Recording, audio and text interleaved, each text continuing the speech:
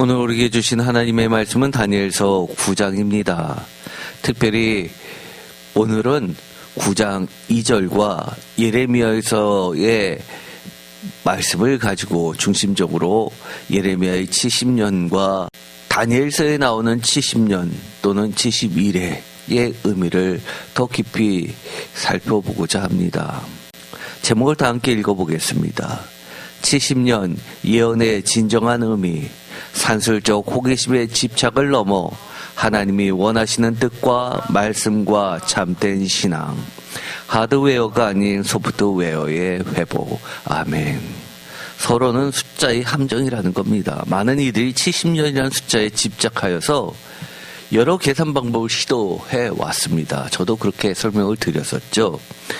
가장 대표적인 게 포로, 다니엘서 9장 2절에 있는 포로와 관련된 계산은 역시 포로가 시작될 시점과 포로가 끝나는 시점이 사실은 가장 일반적인 계산법입니다.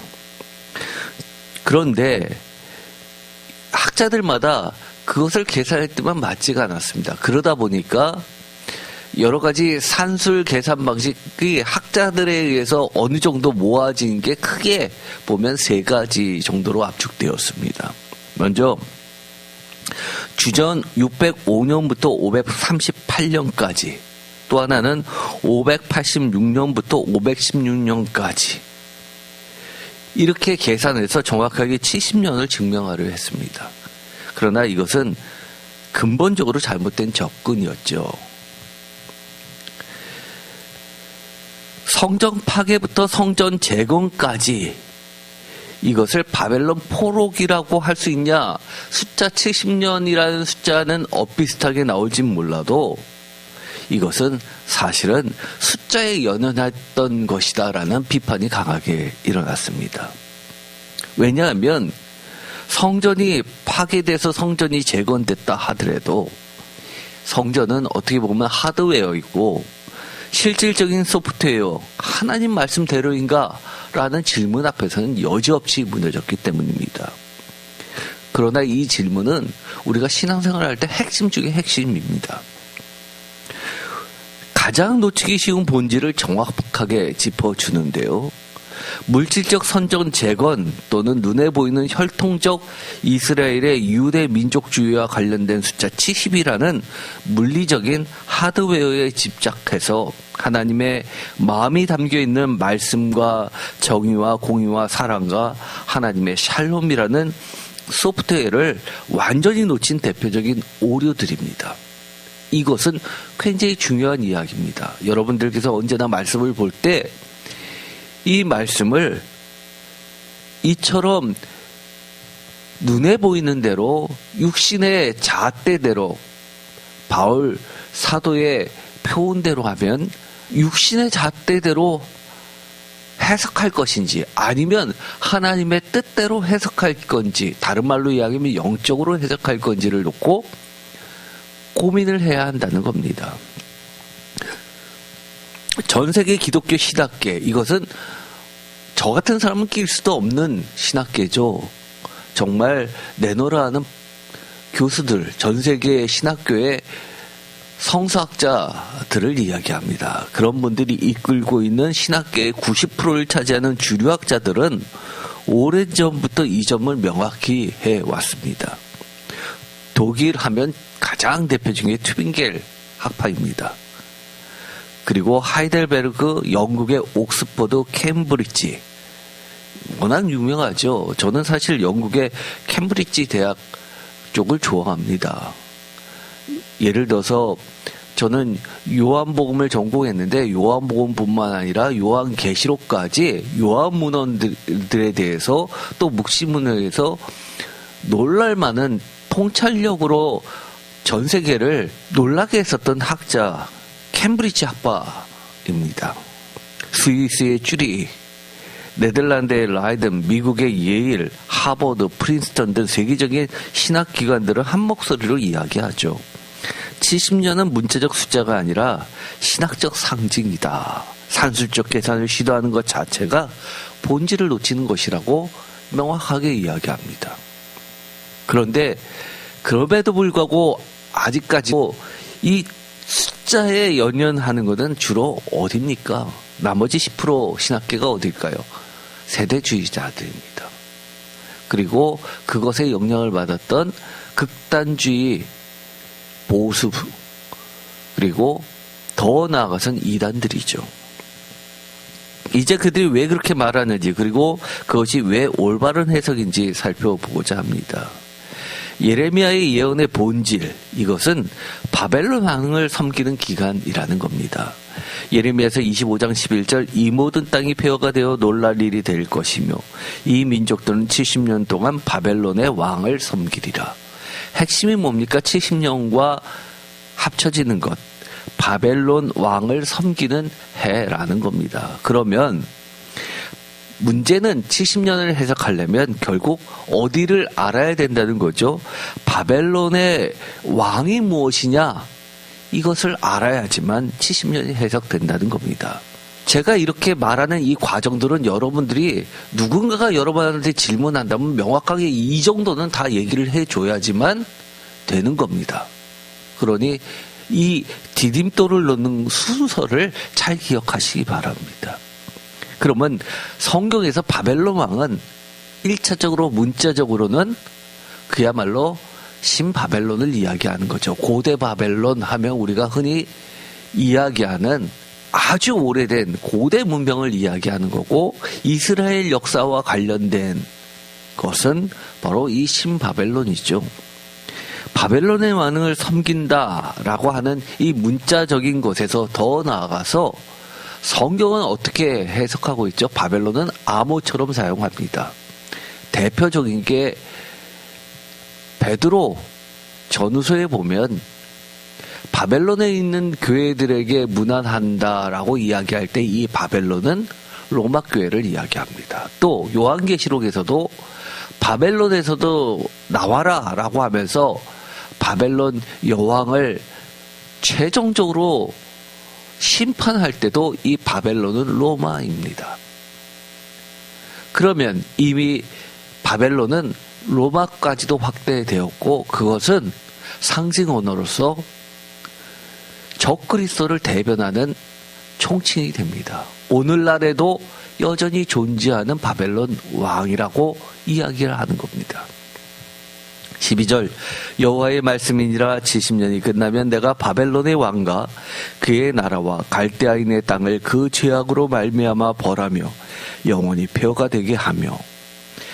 바벨론의 왕과 그의 나라와 갈대아인의 땅, 이것은 어디입니까? 오늘날 우리가 살고 있는 땅입니다. 바벨론의 땅, 성서에서 제일 처음 보여준 상징적인 것이 바벨탑이었습니다. 하나님 없이도 스스로 높아져서 하나님 없이도 잘 살 수 있다고 생각했던 나라입니다. 지금도 많은 무리들이 이 바벨탑을 쌓고 있다는 사실을 잊어버리면 안 되는 겁니다. 13절, 내가 그 땅을 향하여 선언한 바 곧 예레미야가 모든 민족을 향하여 예언하고 이 책에 기록한 나의 모든 말을 그 땅에 임하게 하리라. 아멘. 이 말씀을 근거로 해서 다니엘서 9장 2절에 보면 다니엘이 세 번역에 의하면 공부하다가 기도를 합니다. 예레미야는 70년에 대해서 무엇이라고 했습니까? 예레미야서 25장 11절에서 12절을 자세히 읽어보면 이 온 땅이 황폐하여 놀랄 일이 될 것이며 이 나라는 70년 동안 바벨론 왕을 섬기리라. 여호와께서 이와 같이 말씀하시니라. 70년이 끝나면 내가 바벨론 왕과 그의 나라와 갈대아인의 땅을 그들의 죄악으로 말미암아 벌하여 영원히 황폐하게 하되라는 이 말씀을 통해서 핵심은 바벨론 왕을 섬기는 기간, 이것이 70년이죠. 예레미야는 성전이 없는 기간이나 예루살렘이 비어있는 기간을 말하지 않습니다. 정치적 지배, 곧 바벨론 왕을 섬기는 상태를 말합니다. 그리고 70년이 끝나면 바벨론 왕과 그의 나라를 심판하신다고 합니다. 여기서 중요한 질문이 하나 제기되죠. 이 70년이 정확히 70년을 의미하는가? 아니면 완전한 심판 기간을 상징하는 상징적 영적인 숫자인가를 우리는 분별해야만 합니다. 성경의 수비학을 이해하면 답이 명확해지죠. 숫자를 가지고 함축적으로 나타내는 뜻입니다. 7은 성경에서 완성주죠. 창조가 7일 만에 완성되고 안식일은 7일째이며 안식년은 7년째. 따라서 70은 7 곱하기 10으로 완전의 완전을 나타내는 수라는 것은 여러분이 여러 차례 들어왔습니다. 이것은 단순한 연대기적 숫자가 아니라 신학적 메시지를 담은 상징입니다. 하나님의 완전한 심판 기간이 끝나면 회복, 완전한 회복이 올 것이다 라는 의미입니다. 주류 신학자들이 이렇게 해석하는 이유, 실제 역사와 비교해보면 분명해집니다. 어떤 계산법을 사용하든 정확하게 70년이 나오지 않거나 나온다 하더라도 그것이 포로의 실제 끝과 일치하지도 않습니다. 좋은 말로 해서 이렇지만 우리가 흔히 하는 구두로 하면 끼어 맞췄다는 뜻이 됩니다. 70을 만들기 위해서 억지 주장을 한다는 이야기죠. 산술적 계산의 불가능성, 3가지 시도와 그 한계를 말씀드립니다. 많은 사람들이 70년을 정확하게 계산하려 시도했지만 그러나 각 시점마다 심각한 문제가 있었습니다. 첫 번째 시도는 가장 일반적이죠. 포로 기간을 이야기했으니까 포로의 시작점과 또 기한까지 기간을 계산하는 겁니다. 주전 605년 여호와김 3년에 느부갓네살이 처음 예루살렘을 침공하여 다니엘과 그의 친구들을 포로로 끌고 갔습니다. 이것이 1차 포로라고 흔히들 이야기합니다. 그리고 주전 538년 고레스 원년에 귀환 조서가 발표됩니다. 계산하면 67년입니다. 70년이 아니죠. 대략 70년에 가깝지만 정확하진 않습니다. 하나님은 정확하신 분입니다. 영적으로 조금 더 틀림없는 시간을 우리에게 주시는 겁니다. 따라서 이 기간은 사실은 맞지 않습니다. 또 두 번째 시도는 성전 파괴부터 재건까지입니다. 주전 586년 예루살렘 성전이 느부갓네살에 의해서 완전히 파괴됐고 주전 516년 다리오 왕 6년에 재건됩니다. 계산하면 산술적으로 70이라는 숫자는 나옵니다. 그런데 이것이 70년이라는 완전한 정확한 숫자다라고 주장하는 사람들이 생겨났고 꽤 많았습니다. 그러나 여기에서의 문제점은 포로의 실제 끝이 아니라는 치명적인 문제들이 있습니다. 한마디로 말해서 억지로 끼워 맞췄다는 거죠. 예를 들어서 예루살렘 성전이 다시 세워진 그 시점이 포로에서 완전히 해방된 시점입니까? 여전히 포로라는 거죠. 이것은 굉장히 중요한 이야기입니다. 첫째, 성전이 재건되었다고 해서 포로 상태가 끝난 것일까? 절대 아닙니다. 주전 516년 이후에도 유다는 여전히 페르시아 제국의 속국이었습니다.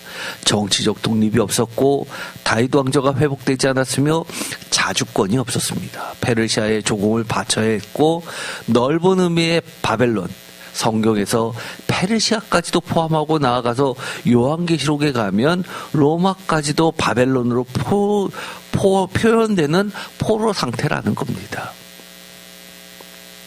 느헤미야 5장 4절 다 같이 읽겠습니다. 어떤 사람은 말하기를 우리는 밭과 포도원으로 돈을 빚내서 왕에게 세금을 바쳤도다.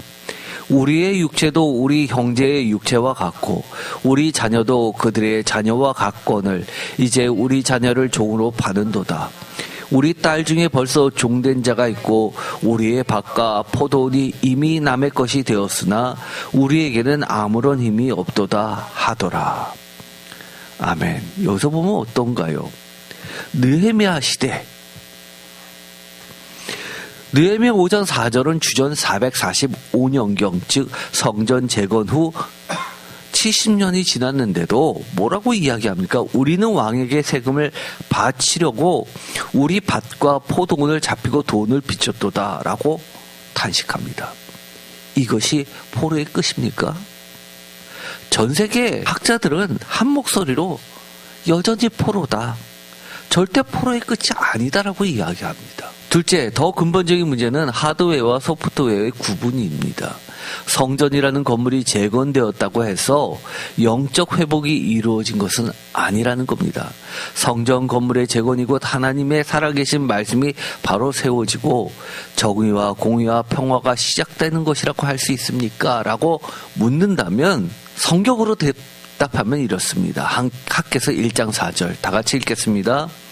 이 성천이 황폐하였거늘 너희가 이때 판벽한 집에 거주하는 것이 옳으냐. 아멘.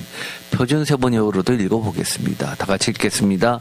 성전이 이렇게 무너져 있는데 지금이 너희만 잘 꾸민 집에 살고 있을 땐 말이냐. 아멘. 판벽한 집. 마치 우리가 대리석 같은 거를 바닥에 깔고 벽에다가 붙이고 화려하게 집을 짓습니다.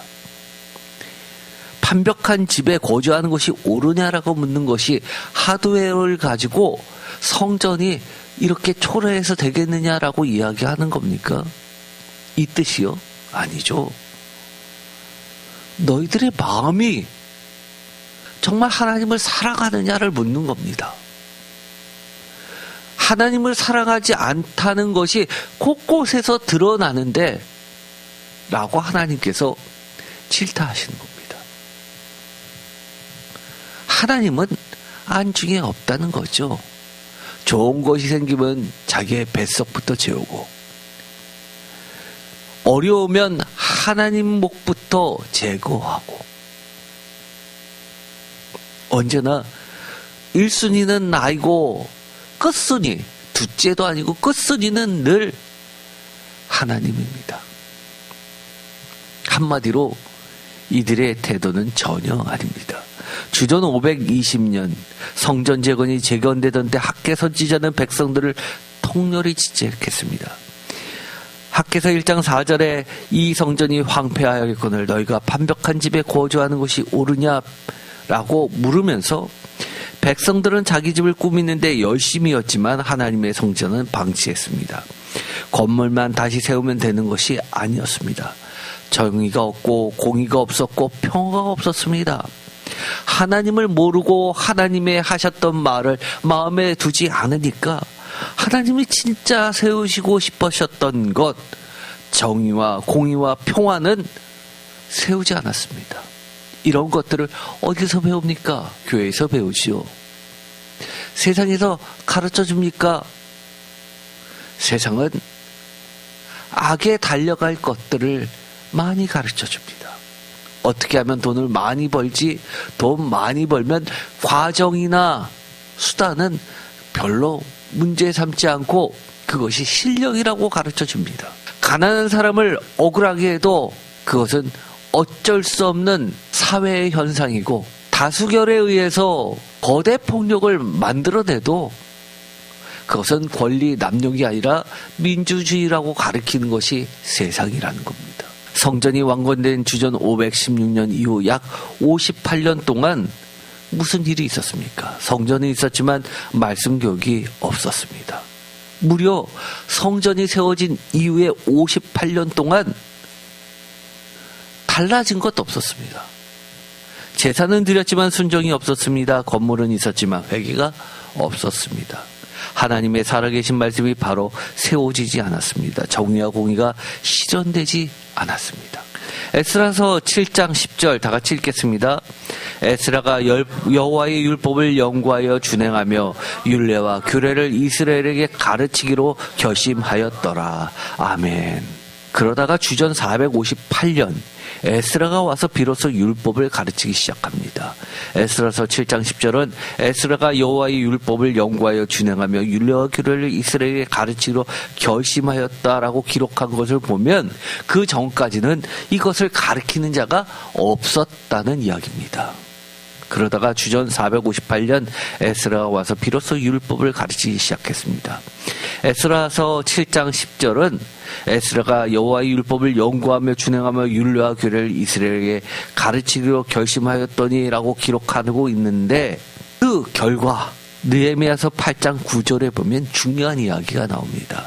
다 같이 읽겠습니다. 백성이 율법의 말씀을 듣고 다 우는지라.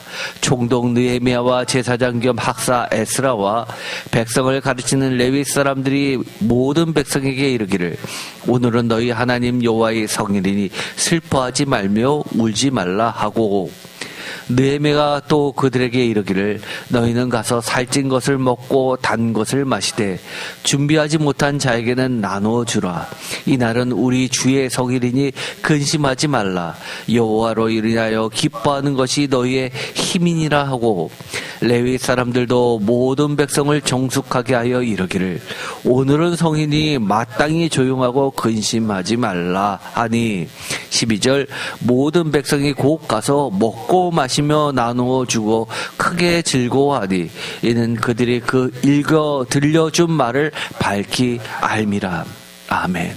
무엇을 통해 그들이 회복되기 시작합니까? 그들이 그 읽어준 말을 밝히 알게 됨으로써 삶의 기쁨이 회복될 뿐만 아니라 가난한 사람들에게 나누어 주면서 하나님의 기쁨을 느끼게 되는 겁니다.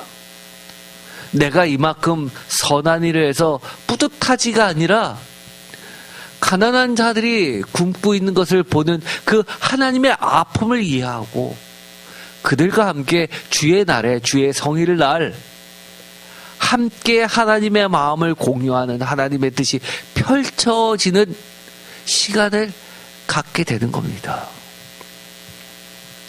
하나님은 금식을 요청하십니다. 그러나 금식이 형식에 머물러 있으면 안 된다는 겁니다. 금식을 통해서 진정한 회개가 일어나고 그 회개가 우리 삶에 하나님의 기쁨으로 회복되어야 되는 겁니다. 하나님의 샬롬이 번지게 되고 하나님의 평화가 세워지고 하나님의 정의가 강물처럼 흘러야 되는 겁니다. 그리고 주전 445년 느헤미야가 성벽을 재건한 후에 에스라는 백성들 앞에서 율법을 낭독했습니다. 느헤미야 8장 9절은 그 장면을 이렇게 묘사합니다. 백성이 율법의 말씀을 듣고 다 우는지라. 이것이 진정한 회복의 시작입니다. 건물이 아니라 마음의 회복, 하드웨어가 아니라 소프트웨어의 회복, 성전, 건물이 아니라 하나님의 살아계신 말씀과 정의와 공의의 회복입니다. 셋째, 예레미야의 예언과 또 맞지 않죠. 예레미야는 바벨론 왕을 섬기는 70년을 말했을 뿐입니다. 그런데 주전 516년에 바벨론 왕을 섬기는 것이 끝났습니까? 아니죠. 바벨론은 이미 주전 539년에 멸망했습니다. 주전 516년에는 페르시아 바사 왕을 섬기고 있었습니다. 바벨론 왕이 아니라 다른 왕이죠. 예언과 전혀 맞지 않습니다. 그럼에도 불구하고 성경은 바벨론의 기간이라고 이야기합니다. 결론, 산술적으로는 70년이라는 숫자는 나오지만 이것은 끼워 맞추기라고 했죠. 신학적으로는 전혀 맞지 않습니다. 이것은 명백한 실패입니다. 세 번째 시도는 바벨론 패권 확립부터 멸망까지를 따지는 겁니다. 주전 609년 요시야 왕이 전사한 후 유다는 먼저 애굽의 지배를 받다가 주전 605년 갈그미스 전투에서 느부갓네살이 애굽을 격파하면서 바벨론의 패권 아래 들어갑니다. 그리고 주전 539년 페르시아가 바벨론을 정복하면서 바벨론 제국이 멸망했습니다. 계산하면 대략 70년이죠. 이것이 아까 이야기했던 거의 세 가지 부류 중에 하나입니다. 그런데 문제는 이게 뭐가 문제입니까? 예레미야서 25장 11절 70년과 12절 70년의 그 취지하고도 맞지 않습니다. 이 온 땅이 황폐하여 놀랄 일이 생길 것이며 놀랄 일이 될 것이며 이 나라는 70년 동안 바벨론 왕을 섬기리라. 예레미야서 25장 11절 땅이 황폐하여라고 했습니다. 땅이 황폐해진 것은 586년부터입니다. 609년이나 605년에는 땅이 황폐하지 않았습니다. 예루살렘은 여전히 존재했었고 성전도 있었고 백성들도 살고 있었습니다. 그럼에도 불구하고 609년이나 605년을 기점으로 계산하는 것은 예레미야서하고도 맞지 않는다는 겁니다. 산술적으로요. 왜 예루살렘 멸망전 30년 전을 70년에 포함시킵니까? 이것은 70이라는 숫자에 맞추기 위한 인위적인 조작입니다. 그래서 학자들이 인정 안 하는 겁니다. 전 세계 학자들은 이것을 명백히 지적하죠. 특히 독일의 튜빙겔 대학, 영국 옥스퍼드 대학, 미국 예일 대학 등 주류 신학계는 이것도 산술적으로는 70년을 만들어내려는 시도일 뿐이라고 합니다. 예레미야의 예언과 맞지 않는다고 판단합니다. 땅이 황폐해지도 않는 시점을 왜 포함시키는가? 이것은 학문적으로도 정직하지 못한 접근입니다. 결론, 세 가지 계산 시도 모두 실패했습니다. 첫 번째는 67년으로 70년이 아니었죠. 두 번째는 숫자상 70년이지만 신학적으로 맞지 않습니다. 성전 재건이 포로의 끝이 아니라는 것은 성경에도 나와 있습니다. 세 번째는 예루살렘 멸망전을 억지로 포함시킨 인위적 조작이죠. 예레미야서하고도 맞지도 않습니다. 어떤 계산 방법을 사용해도 산술적 70년은 나오지 않는다는 것이 전 세계 신학계 90%의 결론입니다. 전 세계 주류 신학계의 90%가 이 점에 합의했습니다. 70년은 크로노니컬 넘버, 연대기적 숫자가 아니라 theological number, 신학적 숫자다라는 겁니다. 70은 7 곱하기 10으로 완전수 곱하기 완전수, 완전한 심판기간을 상징하는 하나님의 숫자라는 겁니다. 산술적 계산을 시도하는 것 자체가 본질을 놓친다는 것이죠. 왕을 섬기는 기간과 가장 잘 맞습니다. 스가랴서 1장 12절 다 같이 읽겠습니다. 여호와의 천사가 대답하여 이르되 만군의 여호와여, 여호와께서 언제까지 예루살렘과 유다 성읍들을 불쌍히 여기지 아니하시려 하나이까? 이를 노하신 지 70년이 되었나이다 하매. 오늘 같이 읽는 이런 성경 구절들 하나하나가 굉장히 중요한 구절입니다. 이 구절이 왜 중요하죠? 이것은 스가랴 시대 이미 그동안 이야기했던 산술적 계산을 하면 이미 끝났어야 될 시간이죠. 그런데도 여기서는 뭐라고 이야기하죠? 아직도 바벨론 왕을 섬기는 70년의 기간 안에 있는 듯하다는 겁니다. 세 번째, 하나님이 원하시는 것은 그럼 무엇일까요? 건물이 아니라 순종이라는 거죠. 예레미야서 7장 4절 다 같이 읽겠습니다.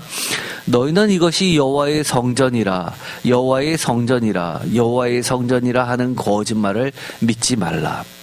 너희가 만일 길과 행위를 참으로 바르게 하여 이웃들 사이에 정의를 행하며 이방인과 고아와 과부를 압제하지 아니하며 무지한 자의 피를 이곳에서 흘리지 아니하며 다른 신들 뒤를 따라 화를 자초하지 아니하면 내가 너희를 이곳에 살게 하리니 곧 너희 조상에게 영원 무궁토록 준 땅에니라. 보라, 너희가 무익한 거짓말을 의존하는도다. 너희가 도둑질하며 살인하며 간음하며 거짓 맹세하며 바알에게 분향하며 너희가 알지 못하는 다른 신들을 따르면서 내 이름으로 일컬음을 받는 이 집에 들어와서 내 앞에 서서 말하기를 우리가 구원을 얻었나이다 하느냐. 이는 이 모든 가증한 일을 행하려 함이로다. 내 이름으로 일컬음을 받는 이 집이 너희 눈에는 도둑의 소굴로 보이느냐? 보라, 나 곧 내가 그것을 보았노라. 여호와의 말씀이니라. 너희는 내가 처음으로 내 이름을 둔 처소 실로에 가서 내 백성 이스라엘의 악에 대하여 내가 어떻게 행하였는지를 보라. 여호와의 말씀이니라. 이제 너희가 그 모든 일을 행하였으며 내가 너희에게 말하되 새벽부터 부지런히 말하여도 듣지 아니하였고 너희를 불러도 대답하지 아니하였느니라. 그러므로 내가 실로에 행한 같이 너희가 신뢰하는 바 내 이름으로 일컬음을 받는 이 집 곧 너희와 너희 조상들에게 준 이곳에 행하겠고 내가 너희 모든 형제 곧 에브라임 온 자손을 쫓아낸 것 같이 내 앞에서 너희를 쫓아내리라 하셨다 할지니라. 아멘. 이 구절은 제가 예레미야 설교를 할 때 굉장히 중요시하면서 여러 차례 했던 설교 본문입니다. 여기서 보면 아주 중요한 말씀이 나오죠. 예레미야서 7장 4절도 중요하지만 그와 못지않게 아주 중요한 말씀이 나옵니다. 바로 11절입니다. 11절을 다시 한번 다 같이 읽겠습니다. 내 이름으로 일컬음을 받는 이 집이 너희 눈에는 도둑의 소굴로 보이느냐? 보라, 나 곧 내가 그것을 보았노라. 여호와의 말씀이니라. 아멘. 이 구절이 어디에 들어갔던 말씀이죠? 예수님께서 성전을 정화하실 때 하셨던 말씀입니다. 즉 바벨론의 심판을 온전히 끝내는 심판, 그리고 온전히 회복되는 시점은 예수 그리스도에 의해서 시작되는 겁니다. 이것이 아주 중요한 기준이 되는 겁니다. 이것을 놓치면 예레미야 70년은 이해할 수가 없는 겁니다. 우리가 비록 바벨론 땅에 살지만 예수 안에서 살면, 예수님 말씀 안에서 우리의 삶을 숨을 쉬면서 살아내면 우리는 바벨론 땅에 사는 것이 아니라 영원한 성전에서 사는 것입니다. 예레미야 7장 4절에서 하나님은 이렇게 경고하셨습니다. 너희는 이것이 여호와의 성전이라, 여호와의 성전이라, 여호와의 성전이라 3번이나 이야기하셨죠. 완전수입니다. 여호와의 성전이라 하는 거짓말을 믿지 말라.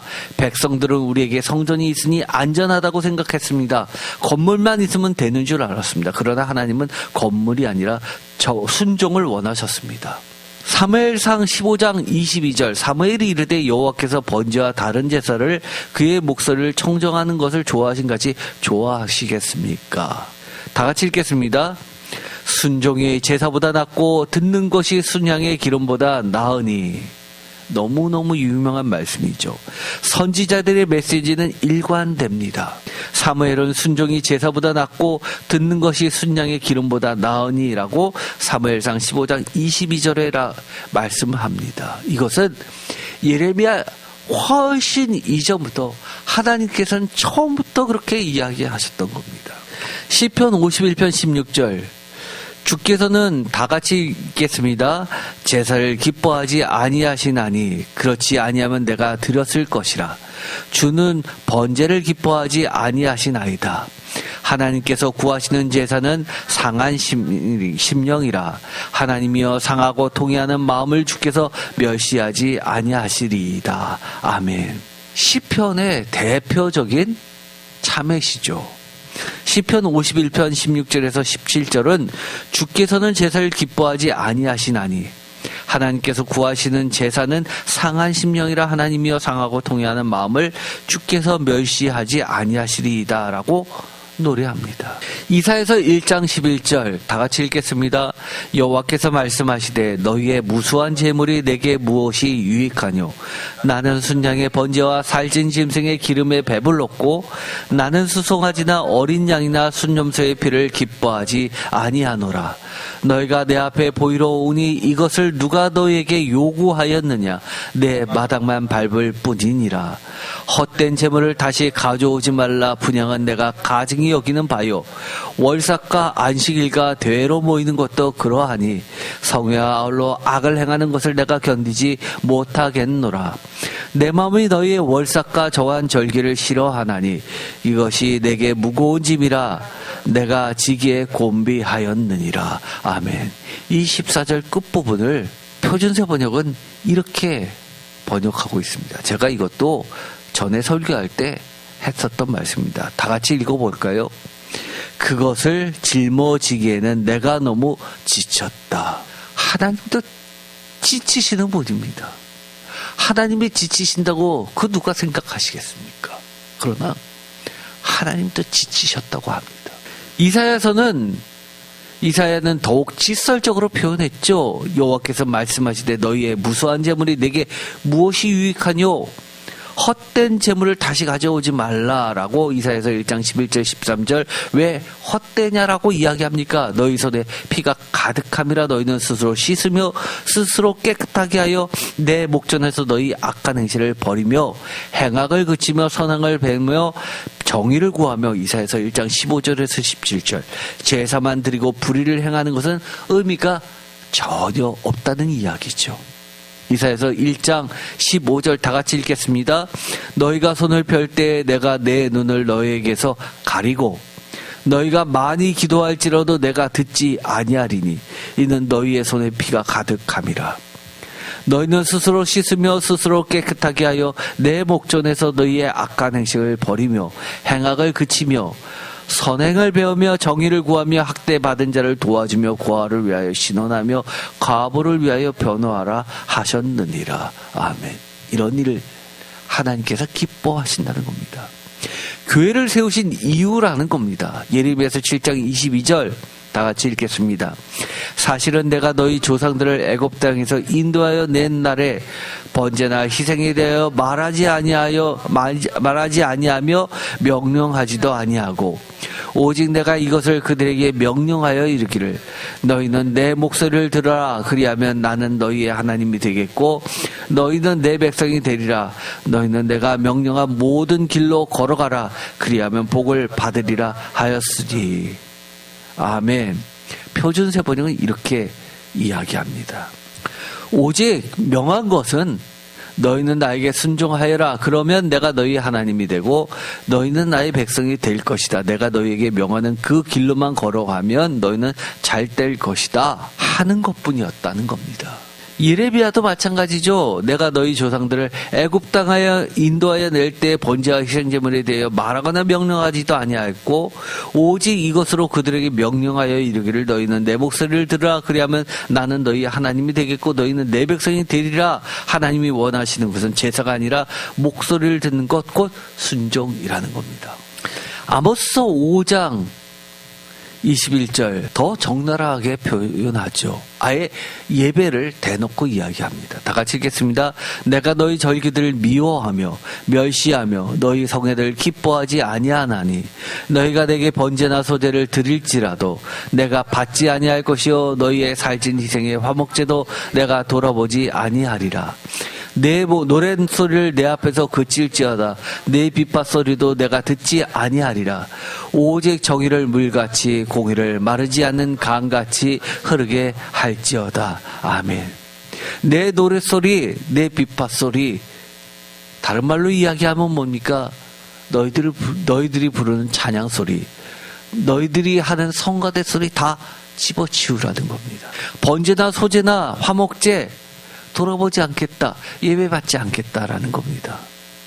절기들, 성회들을 안 받겠다는 것이 아니라 미워하며 멸시한다라고까지 이야기하십니다. 아모스는 매우 강렬하게 표현했죠. 내가 너희 절기를 미워하여 멸시하며 너희 성회들을 기뻐하지 아니하나니 너희가 내게 번제나 소제를 드릴지라도 내가 받지 아니할 것이 오직 정의를 물같이 공의를 마르지 않은 강같이 흐르게 할지어다. 아모스 5장 21절에서 24절. 예배와 제사가 아무리 많아도 정의와 공의가 없으면 하나님은 받지 아니하십니다. 다른 말로 이야기하면 이것이 참된 예배를 드리는 이유이고 예배를 통해서 하나님의 말씀을 배우고 예배를 통해서 너희들이 행하는 살아있는 예배라고 말씀하시는 겁니다. 이 말씀을 오해하는 자들이 있습니다. 예배 안 드려도 된다.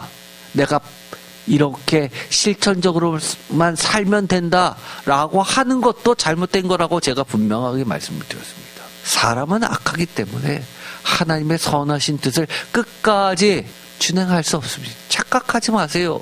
우리가 하나님의 일을 완성하고 수행하는 것은 우리의 의지가 아니라 성령님의 도우심 아니면 불가능하다는 사실을 우리가 익히 깨달아야 됩니다.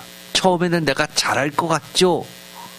그런 생각 자체가 악입니다. 우리 재뽑아야 됩니다. 그 하나님의 정의와 공의를 강같이 흐르게 하는 끊임없는 생명의 원동력, 힘찬 물줄기는 어디서부터 흘러나옵니까? 하나님의 말씀과 능력과 하나님의 숨에서부터 나오는 겁니다.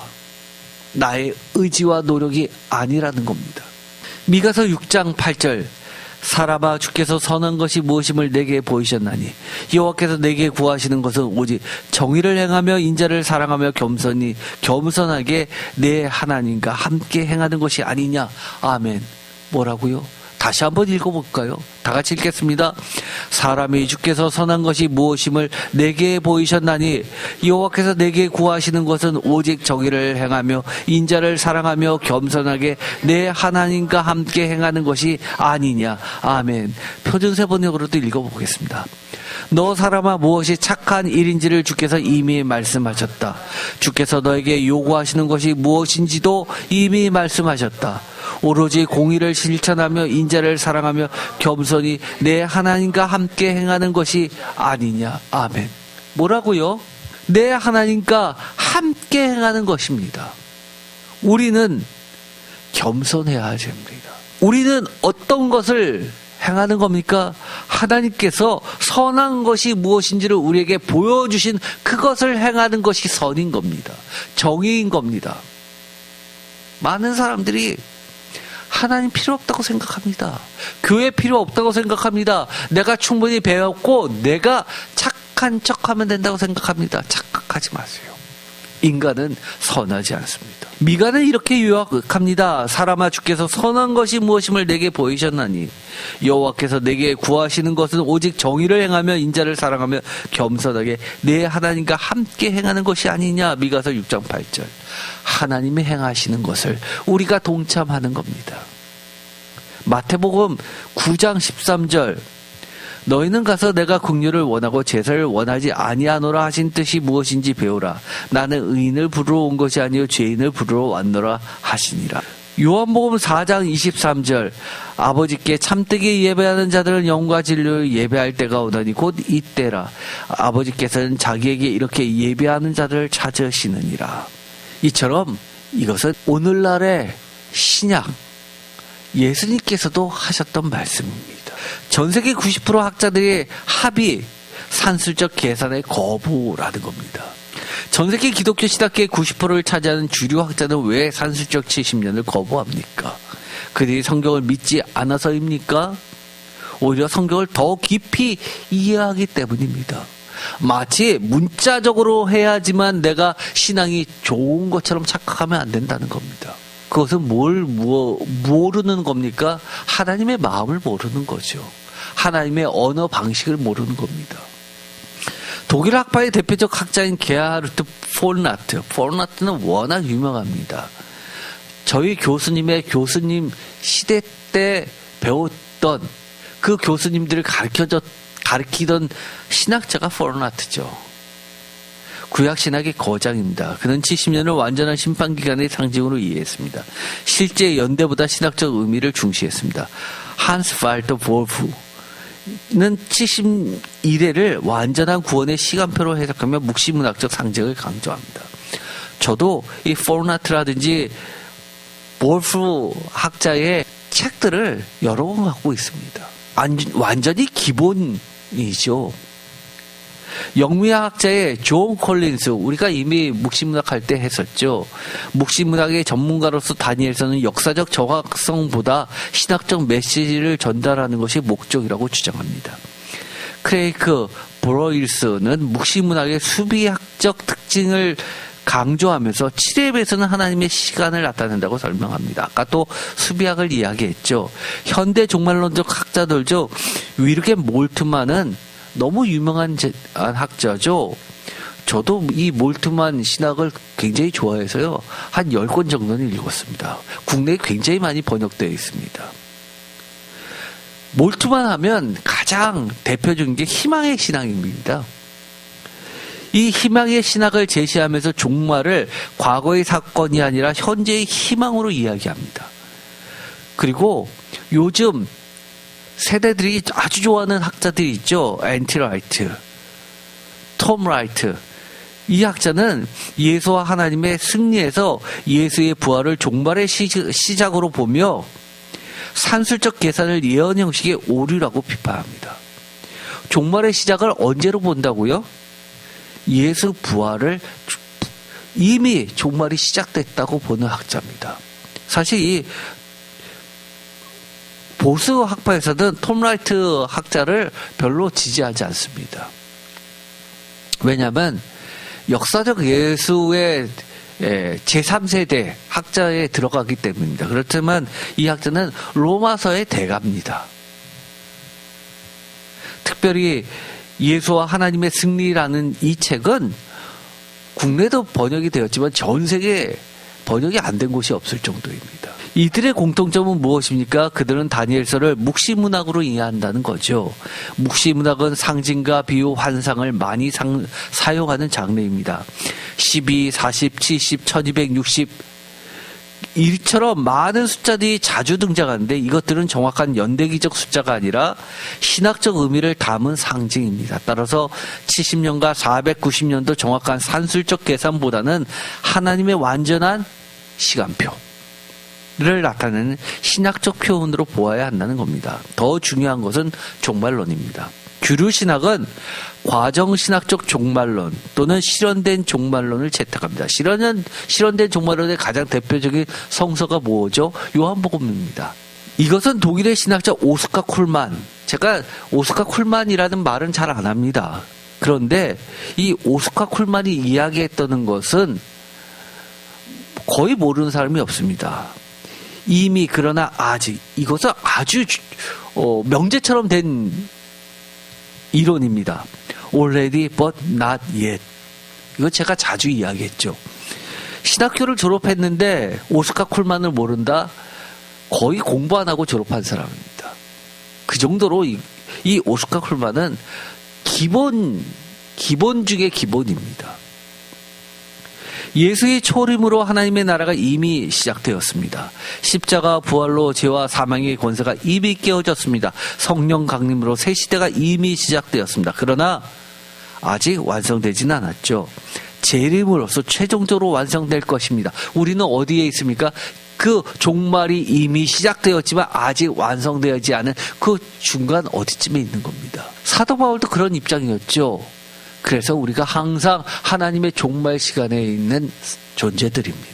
따라서 우리는 이미 시작된 종말과 아직 완성되지 않은 종말 사이에 긴장 속에 살고 있습니다. 그래서 신학교에서는 이 긴장이라는 말을 굉장히 자주 씁니다. 이러한 관점에서 볼 때 다니엘의 70일의 예언은 예수 그리스도의 초림으로 이미 성취되기 시작했고 재림으로 완성될 겁니다. 가장 강력한 재림을 나타내는 게 공간복음서죠. 이미 성취되었다는 건 요한복음입니다. 그래서 그 둘 사이의 긴장, 이것도 아니고 하면서 이 사이를 서로 땡기고 밀고 하는 그런 긴장 관계에 있는 겁니다. 마치 고무밴드를 잡아 당기면 긴장 관계가 팽팽히 존립하는 것처럼 이 두 축은 뗄 수 없는 겁니다. 따라서 산술적으로 490년을 계산하는 것은 무의미합니다. 중요한 것은 예수 그리스도 안에서 하나님의 구원 역사가 완전하게 71에 성취되고 있다는 신학적 진리입니다. 세대주의의 위협에 대해서 이렇게 요약합니다. 산술적 집착이 낳은 비극이라고까지 이야기합니다.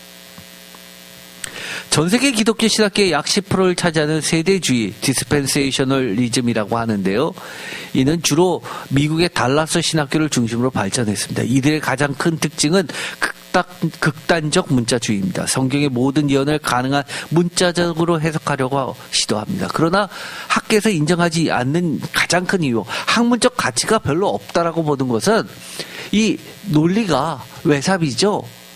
건너뛴다는 겁니다. 자기의 의견을 짜맞추기 위해서 성경 곳곳에 단어들을 갖고 와서 문맥하고 관계없이 그것을 논리를 펴나가고 있다는 겁니다. 그걸 전문적 용어로 외삽이라고 하죠. 그것 때문에 학문적 가치를 인정 못 받습니다. 논문을 쓰면 탈락이죠. 세대주의자들은 70년을 정확히 70년으로 490년을 정확히 490년으로 계산합니다. 그들의 계산 방식은 다음과 같습니다.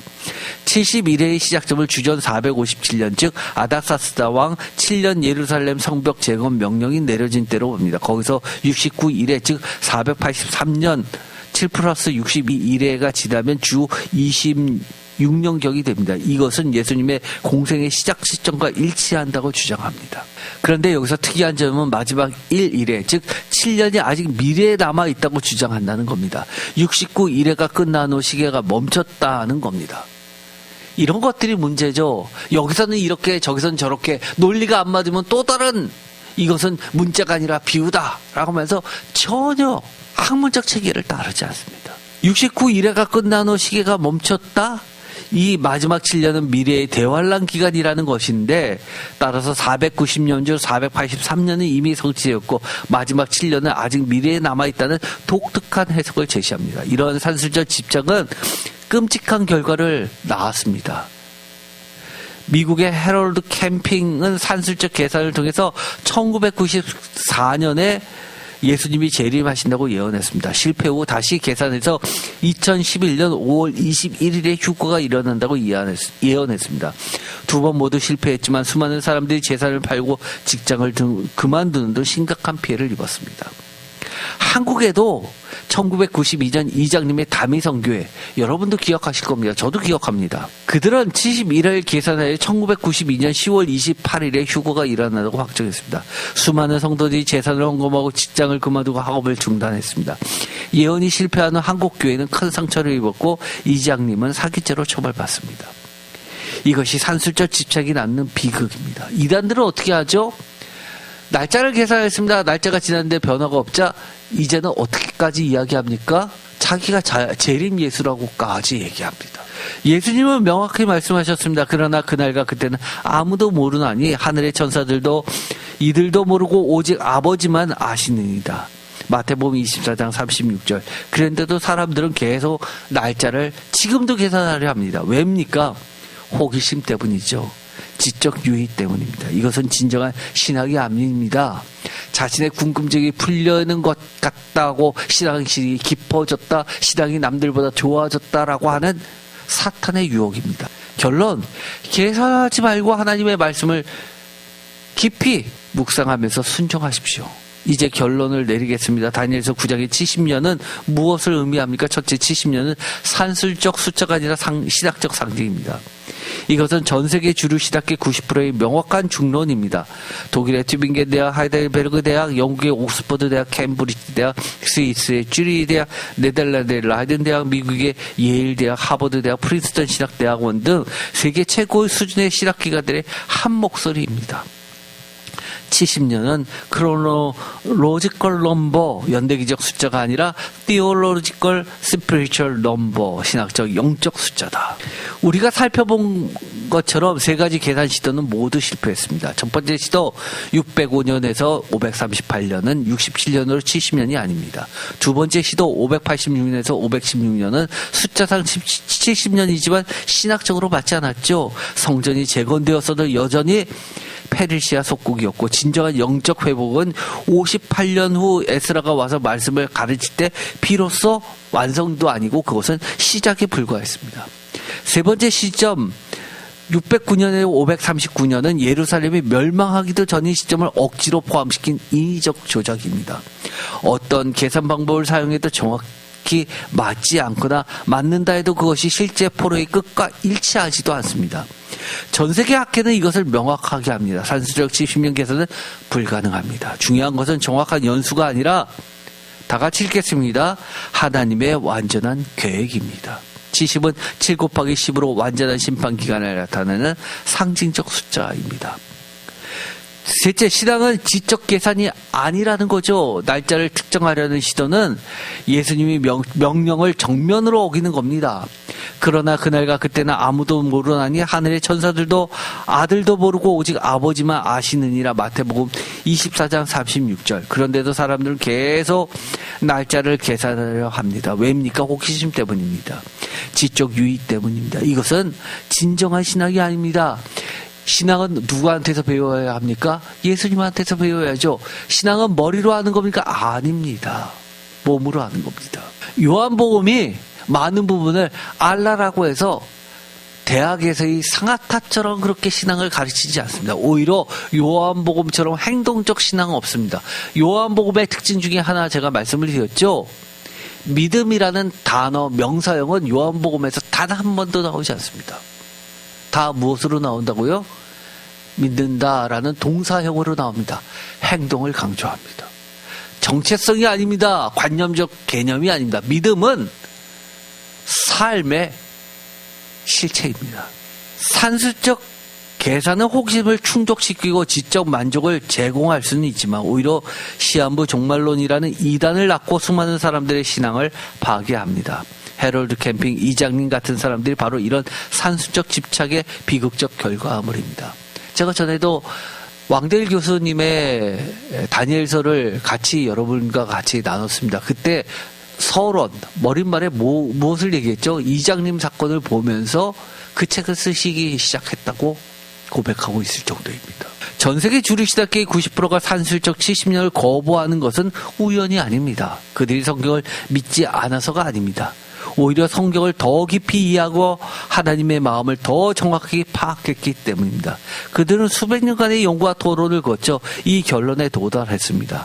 우리는 그들의 지혜를 겸허히 받아들여야만 합니다. 70년은 크로노로지컬 넘버가 아니라 티오로지컬 넘버다. 이것이 세계 신학계의 확고한 중론입니다. 현대 교회에 주는 교훈도 명확합니다. 큰 건물이 부흥이 아닙니다. 많은 인원이 회복이 아닙니다. 화려한 예배가 하나님의 임재를 보장하지 않습니다. 하나님이 원하시는 것을 말씀을 듣고 우는 백성 느헤미야서 8장 9절 상하고 통회하는 마음 시편 51편 17절 정의를 행하며 겸손히 행하는 것 미가서 6장 8절 영과 진료로 드리는 예배 요한복음 4장 24절입니다. 이런 말씀들 여러분 하나하나 다 기억해야 되는 아주 중요한 말씀들입니다.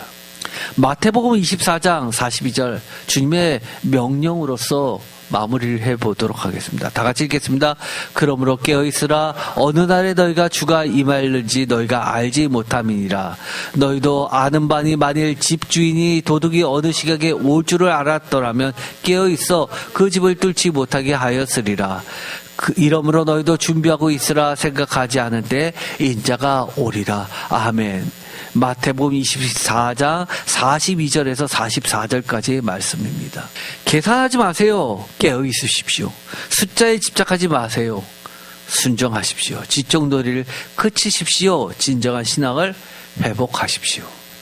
마태복음 24장 42절과 44절 우리가 이미 읽었는데 이것은 한마디로 이야기하면 하나님은 하드웨어가 아니라 소프트웨어를 원하시고 건물이 아니라 마음을, 제사가 아니라 순종을, 겉모습이 아니라 진실을 원하신다는 말씀입니다. 이것이 다니엘서 9장이 우리에게 주는 진정한 메시지입니다. 다니엘서 9장 1절 다 같이 1절과 2절을 다 같이 읽어볼까요? 다니엘서 9장 1절과 2절입니다. 메대족서 아하수레의 아들 다리오가 갈대아 나라 왕으로 세움을 받던 저때 곧 그 통지 원년에 나 다니엘의 책을 통해 여호와께서 말씀으로 선지자 예레미야에게 알려주신 그 연설을 깨달았나니 곧 예루살렘의 황폐함이 70년 만에 그치리라 하신 것이니라. 아멘. 우리가 회복을 간절히 원합니다. 소망합니다. 어떻게 이루어질까요? 하나님의 말씀으로 회복이 이루어지는 겁니다.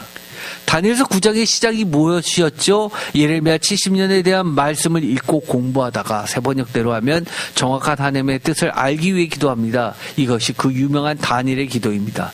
결론 다니엘서 12장 13절을 통해 하나님은 우리에게 너무나도 확실한 말씀의 해석과 그 말씀을 통해 우리의 참된 신앙인의 모습을 결론적으로 보여주고 있습니다. 12장 13절 다 같이 읽어볼까요? 너희는 가서 마지막을 기다리라. 이는 내가 평안히 쉬다가 끝날에는 내 몫을 누릴 것임이라. 보상을 받을 것이다. 몫이라는 것은 분깃을 이야기합니다. 하나님은 우리가 신비주의의 뜻풀이의 세월을 낭비하기를 원하지 않으십니다. 우리가 알든 모르든 하나님은 하나님의 선하신 뜻대로 우리를 인도하고 계시고 참된 성도 우리는 우리가 끝까지 따라가야만 할 길, 예수 그리스도 안에서 하나님과 성령님과의 친밀한 교제, 즉 예수 그리스도 안에서 하나님과 성령님과 우리까지도 하나됨을 통해서 요한복음 이야기죠. 평안히 쉬다가 끝날에 하나님이 예배하신 영원한 생명의 나라의 기업, 목, 분깃을 누리는 것입니다. 전 세계 90% 학계의 명확한 중론 70년은 산술적 계산이 아니라 하나님의 완전한 계획을 나타내는 신학적 상징입니다. 오늘의 말씀 다니엘서 9장 70년 예언의 진정한 의미에 대해서 함께 나눴죠. 이것을 통해서 우리가 회복돼야 될 게 무엇입니까? 예수님이 아니면, 성령님이 아니면, 하나님의 말씀이 아니면 우리 스스로가 우리의 힘에 의해서 회복되는 것은 진정한 의미의 70년이 아니라는 겁니다.